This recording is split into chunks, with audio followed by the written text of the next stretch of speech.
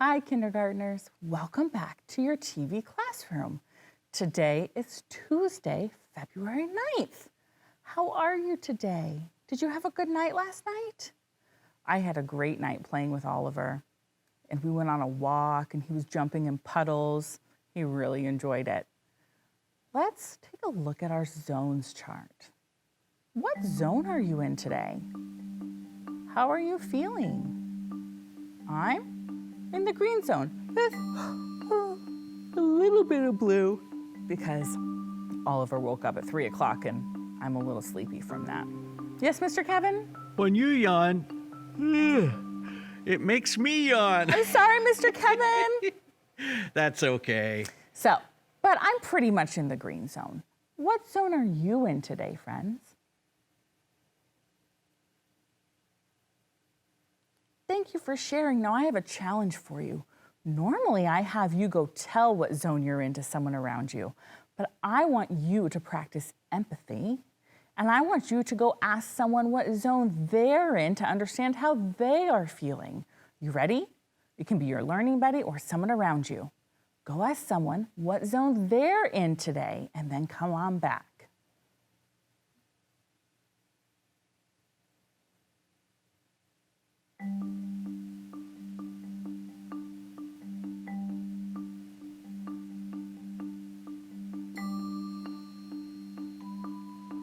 All right, friends, great job. Now, it is time for True or False Tuesday. So you have to decide, is what's on the screen true or is it false? Wah, wah. Are you ready? And sometimes Mr. Kevin and I get mixed up, but that's okay. Not today, Mr. Kevin. We're gonna do it right today. Okay, here we go, friends. Is this true or false? That 0 plus this many fingers is the same as 3. True. If I have nothing and I add 3 fingers, I only have 3 fingers.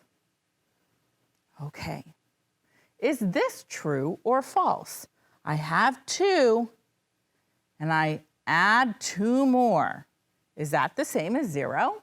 True or false? False. Hold up 2 fingers, then hold up 2 more fingers. How many fingers do you have? 4 fingers, not 0 fingers. Also, put them right together. Mr. Kevin, look at that letter you made. It's a W. It's a W. For Wally. Mr. Kevin's so good at finding letters hiding everywhere. It's a really fun thing to do. I think what this person did is they held up 2 and then they took 2 away to get to 0. So they subtracted instead of adding. Okay, is this true? I have 5 and I add 1, and that's the same as 4. Is that true or false? That's false. 5 and 1 more is 6. Okay, I have 3 fingers and I add 2 fingers. Is that the same as 5? True or false? That's true. 3 and 2 is the same as 5. Last one. I have 4. Then I have 1. Is that the same as 5? 4 plus 1? True. You did it. You played true or false. Nice job, kindergartners. Now, today we're learning to identify the smaller shapes that were used to make a larger shape. So, let's take a look. Oh, I'm going to use my shapes down here to make these shapes. Mr. Kevin, can you go ahead and do all 3 for me? So I have to make the purple square. So I'm going to use triangles like yesterday. And I put the 2 long things together. Ta-da! I have a square. I did it. Okay, now I'm going to make a rectangle that's going straight up and down. I'm gonna use this small square and this small square. Ta-da, rectangle. And then I have to make an even longer rectangle going down the bottom. So then I'm gonna use 3 squares. And I get a really long rectangle. Ta-da! We did it. We made some shapes. Okay. Let's look at each of these things and decide what small shapes we see that they use to make these different figures. We can do just the big screen now, Mr. Kevin. Okay, well, look at this beautiful picture. What do you see on this picture? I see a sun and a house and a tree and a bird or an airplane and a butterfly and a pinwheel and a flower pot and a fence and grass and a sidewalk. Oh, which thing should we look at first, Mr. Kevin? I love the look of that tree. I was gonna say the tree too. Friends, take a look at this tree right here. Take a look at that tree.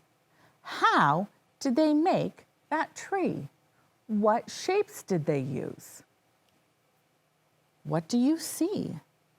What shape did they use? I see. Oh, you can't see that. Let's see. I'm trying to figure out a way to highlight here that you can see. Can you see that? Oh, yeah. What shape is this right here? They used a rectangle. How many rectangles? Just one. What else did they use? How did they make the branches parts, like the green parts of the tree? Let's see, I see a shape hidden in here. Do you see it? Oh, look. What is it? It's a hexagon. So how many hexagons did they use? Let's count and see how many hexagons they used. They used 1, 2, 3, 4, 5, 6 hexagons and 1 rectangle to make the tree. Okay, let's look at the sunshine. Ooh, that's this right here. Now, this is really interesting, Mr. Kevin, because I see some triangles right here. Like you can see the triangle right here. I see 1, 2, 3, 4, 5, 6 triangles. And then it looks like a hexagon on the inside, but when I look closer, they made the hexagon out of triangles. Wow. Have you ever played with pattern blocks, friends? And you have the yellow hexagons and then the green triangles, and you can put the green triangles on the hexagon? Yeah, that's what they did here to make the sun. So they have 6 yellow triangles and an orange hexagon, or they also have 6 orange triangles. So that'd be 12 total triangles. Whew, that is a lot of triangles. Okay, what else could we look at? Oh, let's look at the butterfly. Do you see the butterfly? Here it is. Here's the butterfly. What shapes did they use to make the butterfly? They used a rectangle. Very good, mathematicians. What else did they use? Yeah, they used some purple triangles. There's a triangle right here, another triangle here, another triangle here, another triangle here. You are doing excellent shape hunting. Mr. Kevin, we forgot to sing the shape hunting song. Oh. I think we should sing it. Can we Let's sing sing it? We're going on a shape hunt, a shape hunt, a shape hunt. We're going on a shape hunt. What Which shapes do you see? Okay, we did the butterfly, we did the sun, we did the tree. What if we do the house? That's a very complicated shape. Lots of shapes in that Lots house. of shapes. What shapes did they use to build this house? They used triangles. Let's find all the triangles. Triangle and a triangle. 2 triangles. Oh, Mr. Kevin, I missed one. You did. And a triangle. 3 triangles. That's the chimney, right? Chimney. One part of the chimney is a triangle. What's another shape they use in this house, friends? Squares. Okay, let's find all the squares. Square. Can you keep track of how many at home? Square.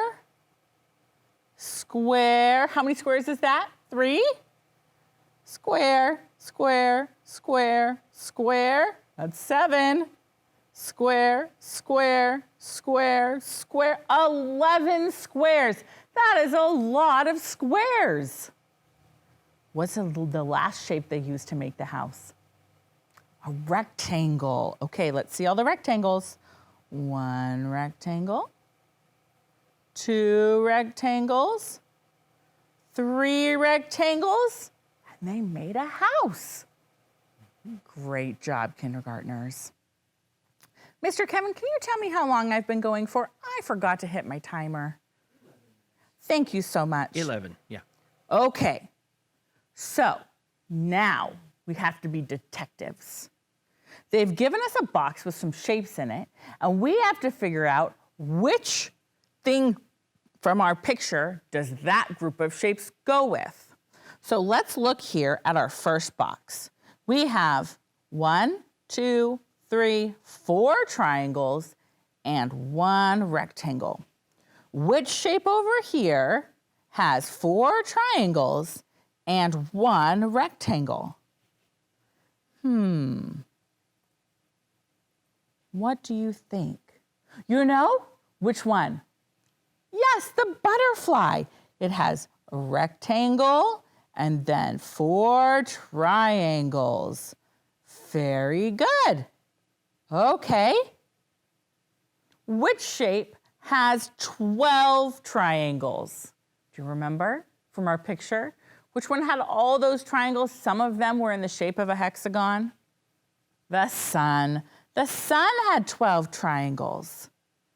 Okay, which shape has 1 rectangle and 6 hexagons? Yeah, that's how they made the tree. Excellent job, kindergartners. Okay, I'm gonna have Mr. Kevin actually show my desk because I'm going to make this shape. Really quick, I have to do this. Okay.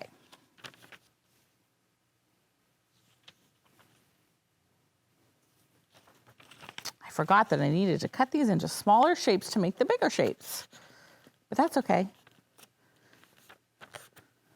I'm gonna just draw a line right down the middle. Uh-oh, there goes my pen. Oh well, we'll use this one. Okay, friends. Take a look at this shape. I made a house. Do you see it? Do you see my house? What shapes did I use to make my house? What do you see? 2 squares, a rectangle, and 2 triangles. So let's go back to the PowerPoint and see if we can find 2 squares, a rectangle, and 2 triangles. Did I use the blue shapes or did I use the red shapes to make my house? 2 squares, a rectangle, 2 triangles. There's no squares here. There's 3 rectangles and only 1 triangle. That doesn't sound like what we said. 2 squares, 1 rectangle, 2 triangles. It's the blue shapes. All right, let's take a look at our assignment for today. Down below this picture, there are directions that you can have an adult or someone who can read them to you in your house read to you, and it tells you to color certain shapes, certain colors. So you're gonna do that, and then you're gonna do what we just did, but with different shapes from the picture. You're gonna tell me which shapes go with which object in the picture. All right, today we learned to identify smaller shapes that were used to make larger shapes. We identified the large shape, we identified the small shapes we used to make that shape. Great job today. If there's anything you'd like to send us at the TV Classroom, Mr. Kevin will tell you how to send that to us. Hey, friends, if you want to send some shapes to us that you've created, you can have your adult help you. Send them to TV Classroom, and this is a photo, right? You put a photo in an email, send it to TV Classroom at tacoma.k12.wa.us, or you can put it in the mail, and that address is TV Classroom, 601 South 8th Street, Tacoma, Washington, 98405. Thank you so much, Mr. Kevin. Now, friends, it's time for your break. You need to make sure you have your Learning Buddy, your ELA packet, and your pencil ready to go for your time with Miss Oslin. Take a break, get a drink, stretch your legs, and be back and ready to learn when she comes on the screen. Thank you for learning with me today, friends, and I will see you tomorrow. Bye.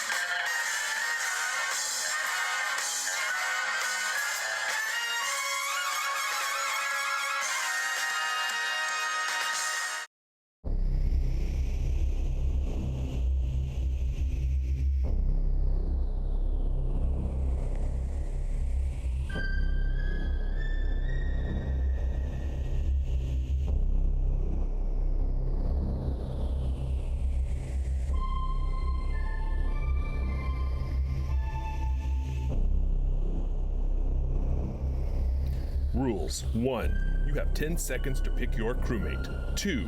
A new timer will appear with an exercise for the crewmate you picked. 3. You will get 10 points for each correct crewmate and exercise you choose. 4. If you pick the imposter, you will lose all your points. 5. See how many points you can get.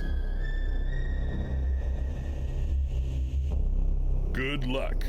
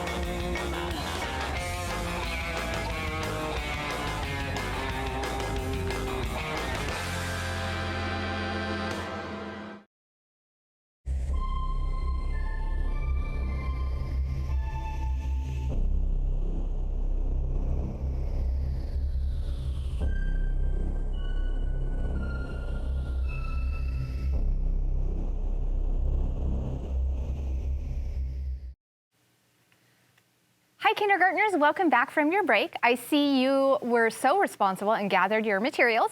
Go ahead and put your ELA packet, your pencil, and your writing materials off to the side. You can go ahead and keep your learning buddy in your lap if they are going to help you focus.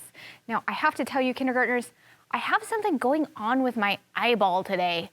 I'm not sure what it is, but it started last night, and it feels like there's something in there, but I can't find anything, and it doesn't hurt, it just is really irritating. Like if someone were just tapping you on the shoulder constantly, it would just be really irritating and maybe put you into the blue or yellow zone, the yellow zone. That's kind of how I'm feeling right now. So, deep breath, focus, focus, Mrs. Osmond.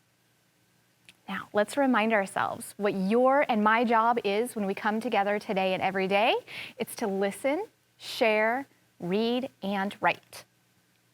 And we have strong, active listening posture when, even if our eyes are bothering us, our eyes are watching, ears are listening, voice quiet, and if it helps you to concentrate, your body is still. And even then, you might need to give yourself some positive self-talk. If you notice that your brain is thinking about something else, like my brain might start to think about my eyeball bugging me, just be really patient with myself and just say, focus, Mrs. Oslin, focus. Now, today you're going to get an opportunity to share your ideas after we read or while we read. And I do want you sharing your ideas. That might be with your learning buddy. It might be with someone in the room with you. I do want you talking about the book and whatever it is that you're thinking and what connections you're making. If someone in the room is also going to be sharing, then you have an opportunity to practice your active listening skills because you might learn something from that person's perspective. Okay, we have been learning all about fiction, and fiction are stories that are made up from our author's imagination. And we are learning that we can be writers of personal narrative stories. That's telling a story from your own life and experience. And we had a really good example of that when we read Mo Willems' Knuffle Bunny, where Mo Willems told us the story of his daughter Trixie's first words, the first time she spoke. And it told the whole story, but made it seem like it wasn't real. But it was real. Mo Willems came up with that idea from his own life experiences. We also read Marla Frazie's Roller Coaster, and this again was a work of fiction. It's a personal narrative, and she got the inspiration of writing about a roller coaster, this thrilling, exciting event, because her family are really into roller coasters. They really like roller coasters. So that gave her the idea to write this book. So today we're going to learn that some personal stories tell about events or experiences shared with a special person. So these narratives, these personal stories that we're reading and writing about, I want you thinking about, who do you share these experiences with? Who is a special person in your life? Today I will read I Know a Lady by Charlotte Zolotow. And Charlotte has written many, many books. She's written, I think, more than 70 books, which I can't even imagine. And I know that the inspiration for this book, or what gave her the idea, is when she was little, there was an elderly woman who lived near her. And that gave her the inspiration or the idea to write the book, I Know a Lady. So in some ways, this book is like Knuffle Bunny and Roller Coaster because it is based on real people and true events, even though we know it's a work of fiction. It's different than these books, though, because this book tells about many memories of one special lady, someone who is special to our author. Charlotte tells the story of a special lady by writing all the things that make her special. I Know a Lady. And the pictures are by James Stevenson. Oh, James Stevenson, that was the same author and illustrator of the book Could Be Worse. So I noticed that the illustrations are pretty similar, have a similar style. On our block, there was a lady who lives alone. She works in her garden and gives us daffodils in the spring, zinnias in the summer, chrysanthemums in the fall, and red holly berries when the snow falls. Okay, let's pause and think, what do we know about this lady so far, and how do we know it? Take some think time.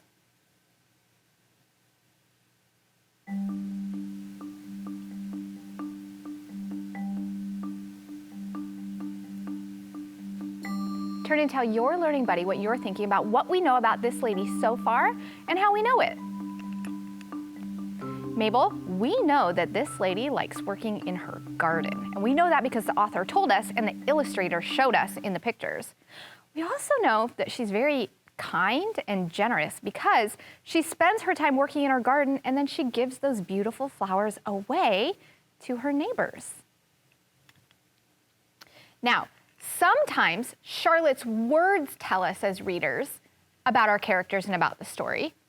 And sometimes the pictures tell readers, and sometimes we as readers kind of figure it out based on what we know and what the character does.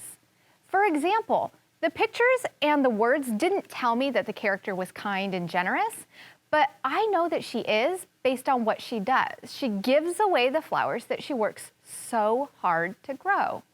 That does make her pretty special. She waves to us mornings on our way to school and smiles when we pass her house coming home. She invites us to warm up at her fire at Halloween and gives us candy apples she made herself.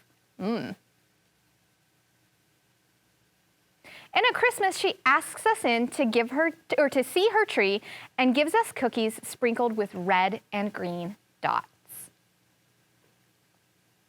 At Easter, she makes little cakes with yellow frosting. Wow. What do we know about the lady now? How do you know it? Take some think time.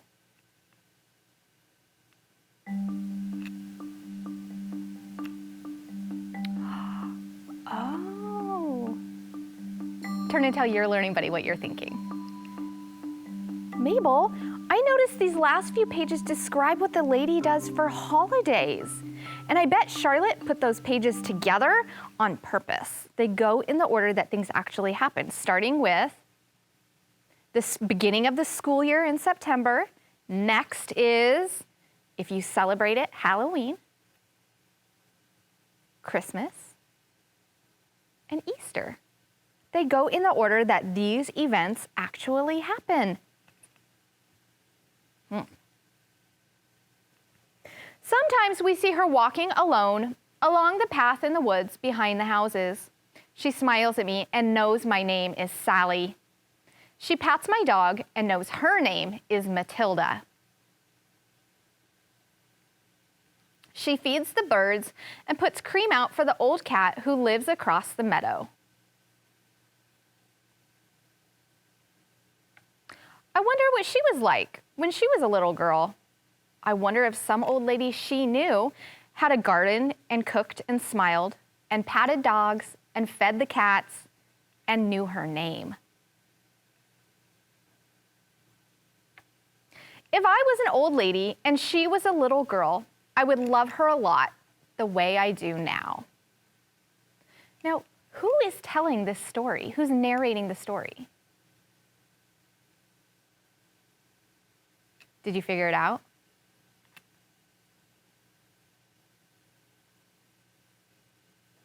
I'm going to reread this page. See if you can figure out who is the one telling the story.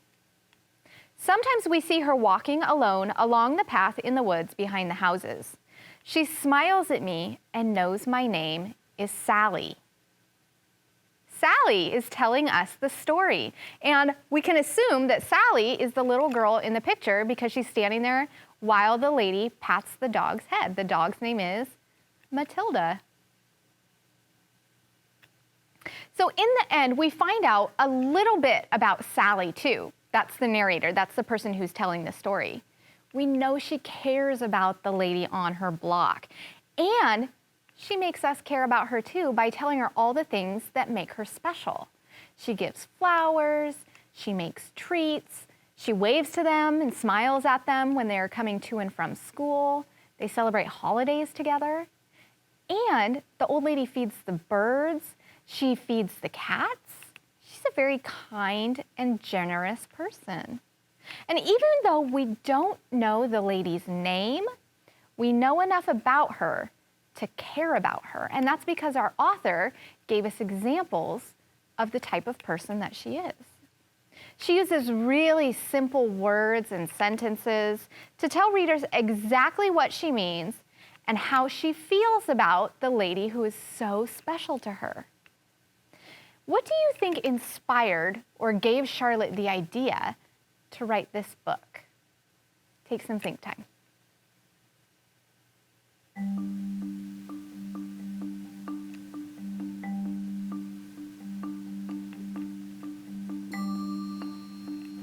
Turn and tell your learning buddy what you're thinking. Mabel, I think Charlotte wrote this book because she was reflecting on the lady and just remembering how special she was to her, and maybe she admires her. Maybe Charlotte wanted to be like her when she grew up.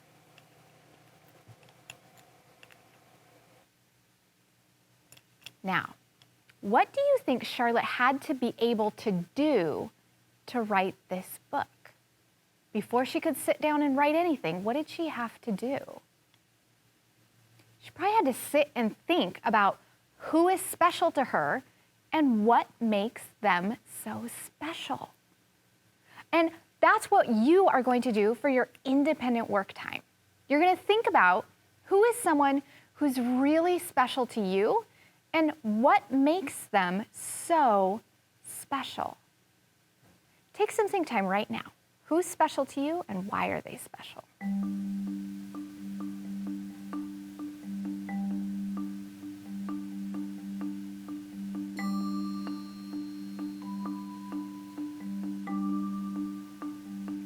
Turn and tell your learning buddy who's special to you and what makes them so special. Mabel, I'm thinking about my brother, Grayson, and his wife, Kaylee, and they're very special to me, and this is why. This is so funny. Grayson, when he was a little kid, he was like 10, he always played this trick on our mom where she would have our photos hanging in the hallway, and he would go and turn them upside down and wait for her to notice. And even to this day, he's a grown man, married with kids, he still does it to her. So he sent us a video last night of him visiting her, and he had flipped all of her photos upside down. It was really, really funny. Also, that makes him special because he's funny. He's really funny. But also, he always remembers Max and Charlie's birthdays and remembers to send them a present. So he's thoughtful, he's caring, he's considerate, and he's funny. Now, kindergartners, today we learned that some personal stories tell about events or experiences shared with a special person. So I could write about my brother turning my mom's photos on her wall upside down every time he visits. That's a special event or experience shared with a very special person to me. Now, during your independent reading time today, I want you to read your fiction books, the books that you know that come from your author's imaginations, and study the illustrations, study the pictures for clues about what is happening, who the characters are, what they're feeling, what their motivations are, what their behaviors are, much like we did with I Know a Lady, and like we learned from reading Goldilocks and the Three Bears. Remember, we could tell by the pictures and what Goldilocks did by what kind of person she is. So practice doing that during your independent reading today. And your independent writing is you're going to write about what is special to you, who is special to you, and what makes them so special. What experience or event have you had with them that you can write about? And once you write about that in your writing or your learning notebook, you can send it to us here at our TV classroom. Mr. Kevin, how can they send us their writing about a person who is special to them? you can ask your adult to help you send them via email to TV Classroom at tacoma.k12.wa.us or put it in the mail. And that's a fun thing to do, is to write a letter to the teachers, and they will respond. We will. And we might even hang it here in our TV Classroom. That's right. And the address there is 601 South 8th Street, Tacoma, Washington, 98405. Thank you, Mr. Kevin. Kindergartners, remember, you're going to practice building your independent learning habits. Gather your materials, make sure you have a good, strong, independent workspace where you can focus, you can see, you're comfortable, so that you can get your work done. Now, kindergartners, it is time for our affirmation. This is the time when we get to say positive things about ourselves before we go off to complete our independent work. And because we're talking about people and events that are special to us, I want to remind you that you are special as well. So your affirmation today is, I am special. Practice saying that with me. I am special. Excellent job today, kindergartners. I hope you have a great rest of your day, and I look forward to seeing you back here tomorrow in our TV Classroom. Bye.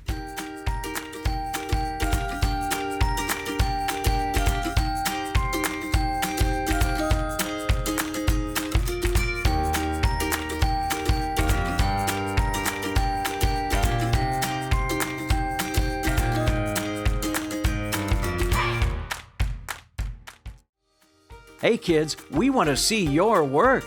Just send your pictures and your stories to TV Classroom, 601 South 8th Street, Tacoma, Washington, 98405.